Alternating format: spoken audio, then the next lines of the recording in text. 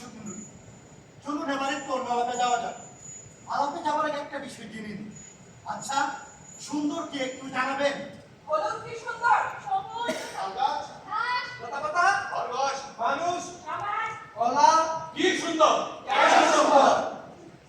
সৌন্দর্যের নানা বেড়াজাল পেরিয়ে ছড়িয়ে পড়লেও এখনো পর্যন্ত স্বীকৃত কোন রূপ তার স্বস্থান দখল করতে পারেনি। সৌন্দর্যকে মাহাত্ম্য দেওয়ার মূল কারণ ও তার স্পষ্টতাকে ধীরে ধীরে নিয়ে গেছে বাণিজ্যিকীকরণের দিকে। নারীর দেহের সৌন্দর্য কেমন হবে, তাদের গায়ের রং কেমন হবে, ফিগার কেমন হবে, চলনে বলনে কেমন হবে, এই সকল মানুষের বানানো মাপকাঠিতে পূর্ণ হলে ধরে নেওয়া হবে সেই সুন্দরী। এই সকল দখলদারিত্বের এই যে টালবাহানা নিশ্চিহ্ন করে দিয়েছে পৃথিবীর অসম্ভব সৌন্দর্যকে। রাজ্য সাম্রাজ্য দিয়ে নয়, ব্যক্তি আপনিও আপনার পাশের বৈচিত্র্যকে ক্ষমতার হলুদ চশমা দেখে। সমাজের এই যে শৃঙ্খলা দানা বেঁধে চলে যুগের পর যুগ, যা রীতিতে পরিবর্তিত হয়, এর সূত্র কোথায় আমরা কি জানি? জানার জন্য প্রশ্ন করি না।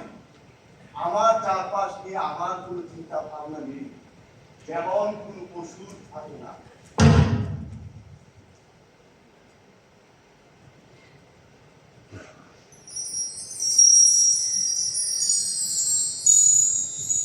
তবে কালের পুতুল অসার হয়ে থাকবেন না।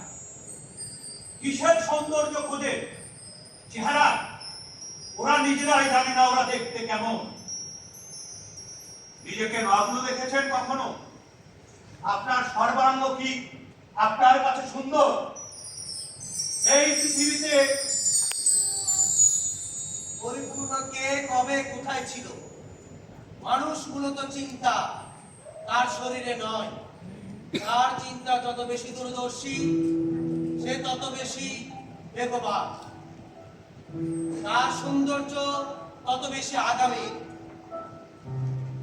অনেক বলবান শরীর পৃথিবীতে নিশ্চিহ্ন হয়ে গেছে, কেবল মানুষের চিন্তার কর্মই অমর এই পৃথিবীকে সামনের দিকে বয়ে নিয়ে চলেছে।